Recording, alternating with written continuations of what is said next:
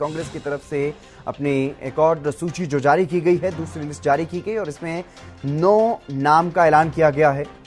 Haryana news की खबर पर मोहर लगी। हरियाणा न्यूज सुबह से ये बता रहा था कि आज ही सूची जारी होगी और 9 उम्मीदवारों की सूची जो है वो दूसरी सूची जारी की गई है। थानेसर से अशोक अरोड़ा का नाम है। गन्नौर से कुलदीप शर्मा चुनावी मैदान में नजर आएंगे कांग्रेस की तरफ से, और उचाना से बृजेंद्र सिंह पर भरोसा जताया गया है। कांग्रेस ने बृजेंद्र सिंह को अपना उम्मीदवार बनाया तो टोहाना से परमवीर सिंह को चुनावी मैदान में उतारा गया है। ये बड़ी खबर आपको बता रहे हैं। तोशाम से अनिरुद्ध चौधरी कांग्रेस के उम्मीदवार बनाए गए हैं और महम से बलराम दांगी को टिकट दी गई है। ये बड़ी खबर आपको बता रहे हैं। नांगल चौधरी से मंजू चौधरी को चुनावी मैदान में उतारा गया है कांग्रेस की तरफ से। बादशाहपुर से वर्धन यादव को टिकट दी गई है, चुनावी मैदान में उतारा गया है। गुरुग्राम से मोहित ग्रोवर पर भरोसा जताया गया है। ये बड़ी खबर आपको बता रहे हैं। हरियाणा चुनाव के लिए कांग्रेस की दूसरी लिस्ट जारी की गई कांग्रेस की तरफ से और हरियाणा न्यूज की खबर पर भी मोहर लगी है। जिस तरह से हम बता रहे थे लगातार कि दूसरी सूची सामने आएगी, वो सूची सामने आ गई है।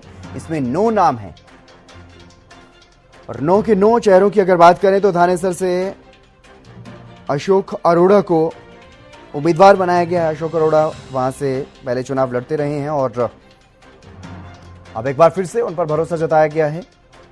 हालांकि पिछली बार चुनाव वो हार गए थे, लेकिन इस बार उन पर भरोसा जताया गया। कुलदीप शर्मा, इसी तरह से उनको गन्नौर भेजा गया। गन्नौर से वो चुनाव लड़ते हुए नजर आएंगे। बृजेंद्र सिंह उचाना कला, जिस तरह की संभावनाएं थी, पहले सांसद रहे हैं हिसार से, लेकिन अब कांग्रेस में हैं और कांग्रेस ने उन्हें उचाना से उम्मीदवार बनाया है। कांग्रेस के उम्मीदवारों के बारे में आपको बता रहे हैं लगातार।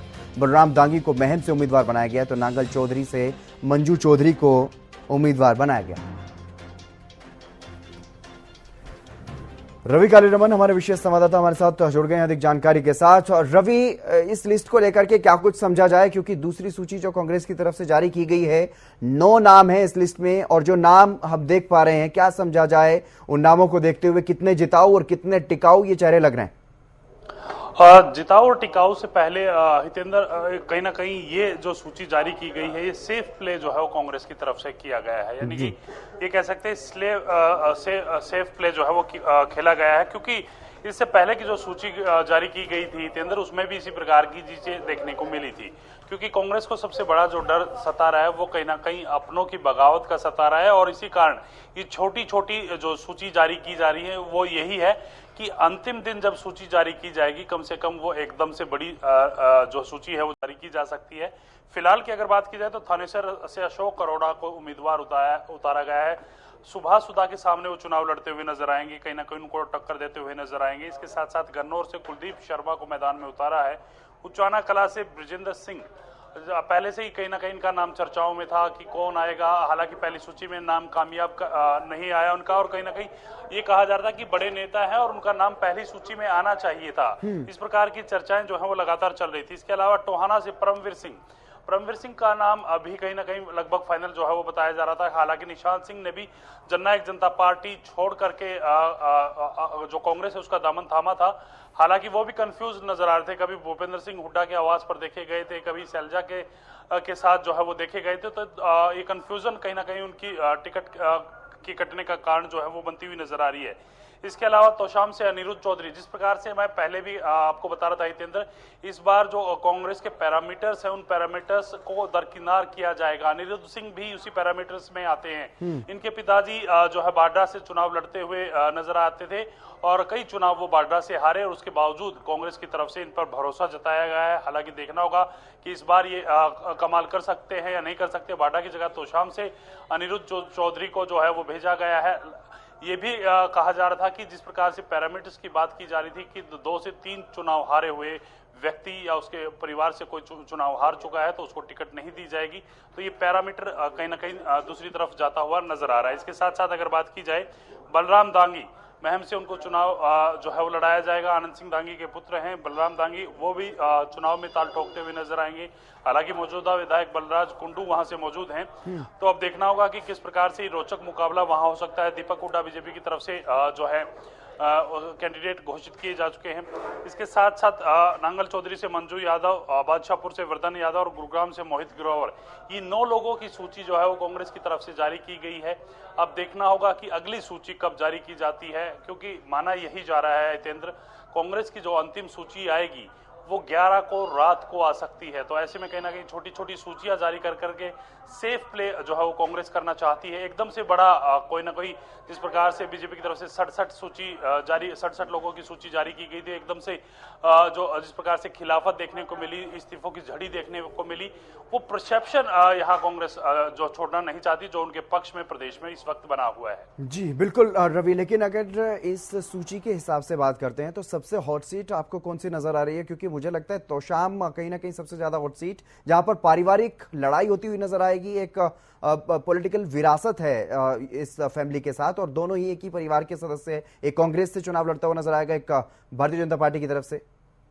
देखिए, पहले भी इस परिवार की आपस में इस प्रकार की राजनीतिक लड़ाइयां लंबे समय से चलती रही हैं और आज भी इसी प्रकार की जो लड़ाई है वो देखने को मिलेगी। कहीं ना कहीं अनिरुद्ध चौधरी और श्रुति चौधरी, 2 बंसीलाल के जो पौत्र और पोत्री हैं, उनकी आपस में कहीं ना कहीं ये राजनीतिक लड़ाई जो है तो शाम की धरातल पर पहुंच चुकी है और दोनों ही पोता और पोती, जो चौधरी बंसीलाल के पोता और पोती हैं, वो आपस में एक दूसरे के सामने चुनाव लड़ते हुए नजर आएंगे। एक बीजेपी से तो एक कांग्रेस से, 2 अलग अलग राजनीतिक दल हैं और कहीं ना कहीं इससे पहले की अगर बात की जाए तो आपसी जो परिवार है उनमें भी कई बार अनबन जो है वो देखने को मिली थी। लेकिन इस बार राजनीतिक लड़ाई रहने वाली है। किस प्रकार से राजनीतिक लड़ाई रहेगी वो भी देखने वाला रोचक होगा। बंसीलाल के नाम पर ही दोनों ही जो है कहीं ना कहीं वोट मांगते हुए नजर आएंगे। चौधरी बंसीलाल की लेगेसी को लेकर दोनों ही कहीं ना कहीं चुनाव मैदान में उतरे हैं। दोनों ही पहली बार तो शाम से विधानसभा चुनाव लड़ रहे हैं, ये भी रोचक है। और कहीं ना कहीं किस प्रकार से जनता किस पर भरोसा जताती है। हालांकि कई जो तो शाम के जो लोग हैं, जो बड़ी बड़ी जो खाप पंचायत के टाइप हैं या फिर मौजूदा लोग हैं, वो ये कहते हुए नजर आ रहे हैं कि भाई और बहन की जो लड़ाई है वो बिल्कुल सही नहीं होती, एक गलत संदेश उससे जाएगा। लेकिन इसके बावजूद कांग्रेस की तरफ से अनिरुद्ध चौधरी को जो है मैदान में उतारा गया होगा। देखना होगा कि अब ये लड़ाई किस प्रकार से आगे जारी रहती है, किस प्रकार से दोनों ही परिवार, चौधरी रणवीर सिंह महिंद्रा के पुत्र हैं अनिरुद्ध चौधरी और चौधरी सुरेंद्र सिंह की पुत्री हैं श्रुति चौधरी, इनकी लड़ाई जो है काफी रोचक रहने वाली है। ये काफी हॉट सीट जो है वो मानी जा रही है।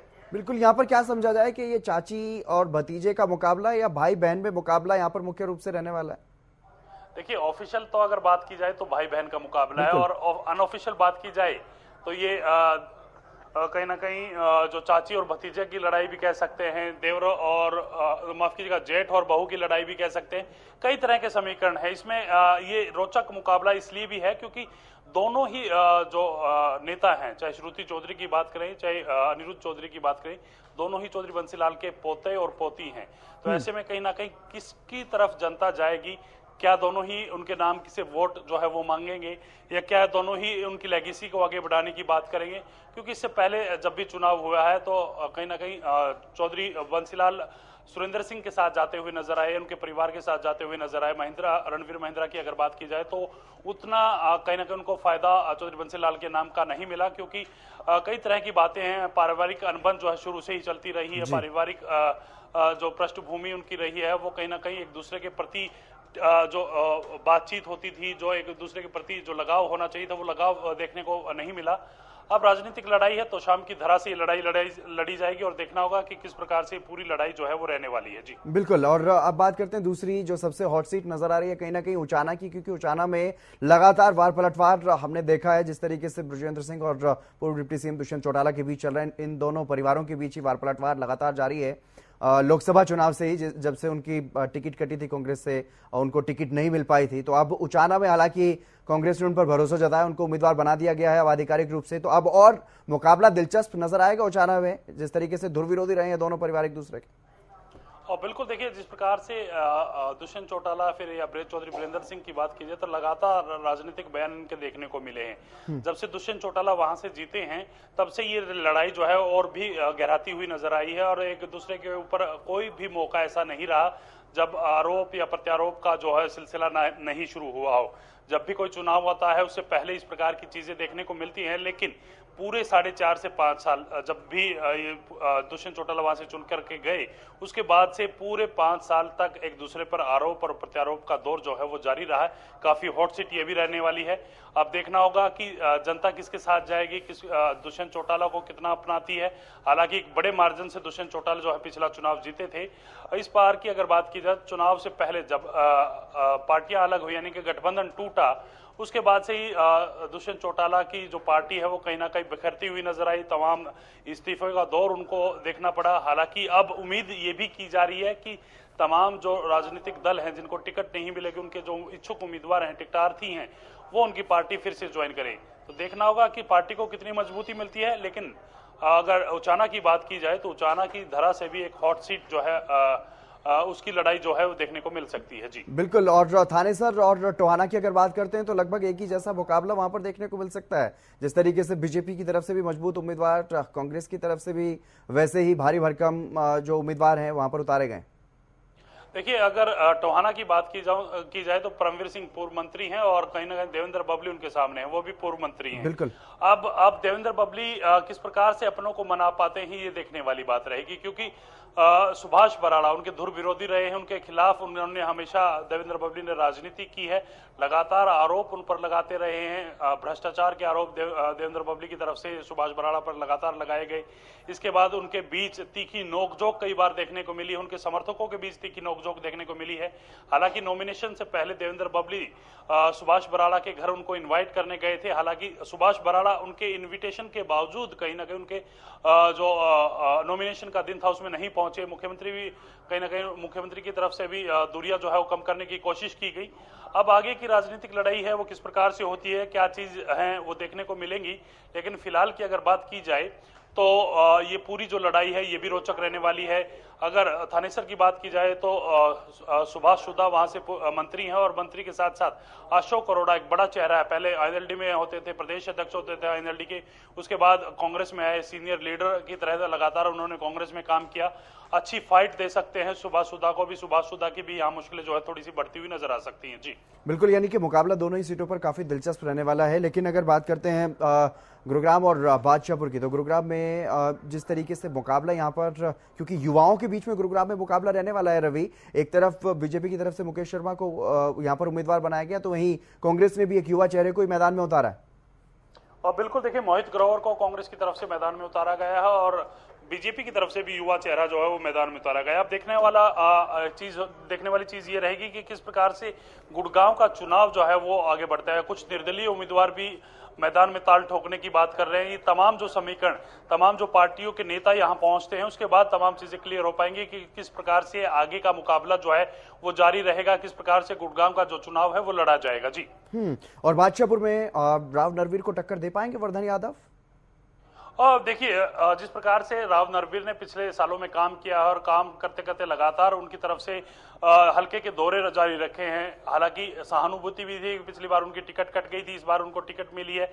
टिकट से पहले काफी लड़ाई जो है वो कहीं ना कहीं उनकी तरफ से लड़ी गई। लगातार ये कहा गया कि मैं चुनाव लड़ूंगा, अगर चुनाव नहीं लड़ाया जाता तो कहीं ना कहीं कांग्रेस में वो शामिल होने की बात करते थे। देखिए, रोचक मुकाबला हो सकता है बादशाहपुर का भी। अब तीसरा उम्मीदवार कौन आता है, चौथा उम्मीदवार कौन आता है, यहाँ भी निर्दलीय जो है वो प्रत्याशी मैदान में उतरने के लिए बेताब हैं। तो देखना होगा कि किस प्रकार से तमाम जो चुनाव है, तमाम जो ये सीटें हैं वो आगे बढ़ती हुई नजर आएंगी। बिल्कुल, जिस तरह से आपने बताया कि पिछली बार को लेकर के सहानुभूति कहीं ना कहीं राव नरवीर के सामने, और राव नरवीर बीजेपी को आंखें भी दिखा रहे थे।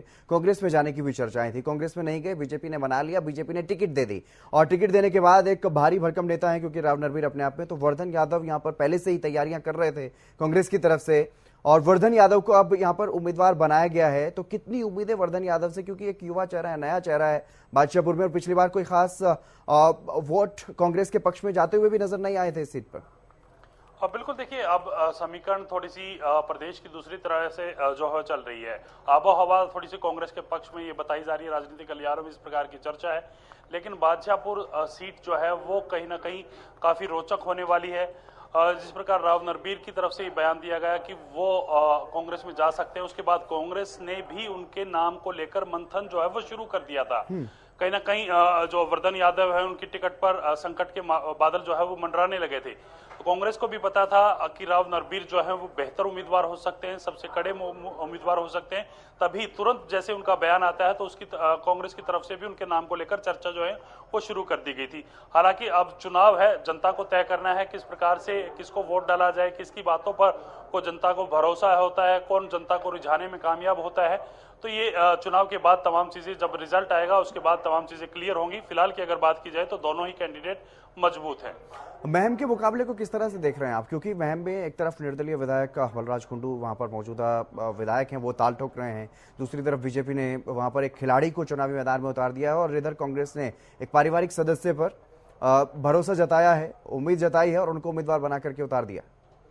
देखिए, महम की अगर बात की जाए तो महम चौधरी भूपेंद्र सिंह हुड्डा के प्रभाव से चलने वाला क्षेत्र है। भूपेंद्र सिंह हुड्डा किस प्रकार से महम में प्रचार करते हैं, भूपेंद्र सिंह हुड्डा महम को किस प्रकार से आगे लेकर चलते हैं, ये देखने वाली बात होगी। लेकिन दीपक हुड्डा नए कैंडिडेट हैं, नए उम्मीदवार हैं, पहली बार चुनाव लड़ रहे हैं, अनुभव है नहीं। उसके साथ साथ बलराम सिंह दांगी के पास उनके पिताजी का अनुभव है, लंबा राजनीतिक कैरियर उनका रहा है। चौधरी भूपेंद्र सिंह हुड्डा का साथ है, वो गढ़ माना जाता है चौधरी भूपेंद्र सिंह हुड्डा का। तो वहां तीसरा कैंडिडेट जो बलराज कुंडू हैं, जो अपनी पार्टी से चुनाव लड़ने की बात कर रहे हैं, हालांकि पिछली बार निर्दलीय उनकी तरफ से चुनाव लड़ा गया था, वो कितना फाइट दे सकते हैं, वो कितना मैदान में जो है लड़ सकते हैं, वो कितनी वोट हासिल कर सकते हैं, वो जीतने के कगार पर पहुंचते हैं या किस प्रकार से तमाम समीकरण रहते हैं, वो देखने वाली बात है। त्रिकोणीय मुकाबला इस बार महम का रह सकता है। हालांकि मजबूती के साथ कांग्रेस वहां लड़ेगी। भूपेंद्र सिंह हुड्डा का गढ़ माना जाता है, भूपेंद्र सिंह हुड्डा का काफी प्रभाव महम की जो सीट है उस पर पड़ता है। जी चलिए, बहुत शुक्रिया रवि, तमाम महत्वपूर्ण जानकारियां देने के लिए। अलग अलग सीट को लेकर के हमने एक विश्लेषण करने का यहाँ पर काम किया है और हालांकि अब देखना होगा कि जनता किसके पक्ष में फैसला सुनाएगी जब प्रदेश के लोग वोटिंग करने के लिए जाएंगे मतदान केंद्रों पर, तो किसके पक्ष में वो अपना मत देंगे और उसका जो परिणाम सामने आएगा वो देखना होगा कि कितना अहम मुकाबला कौन सी सीट पर होने वाला है। लेकिन ये 9 चेहरे, इनको लेकर के हमने तमाम जानकारी अपने दर्शकों को देने का ये प्रयास किया।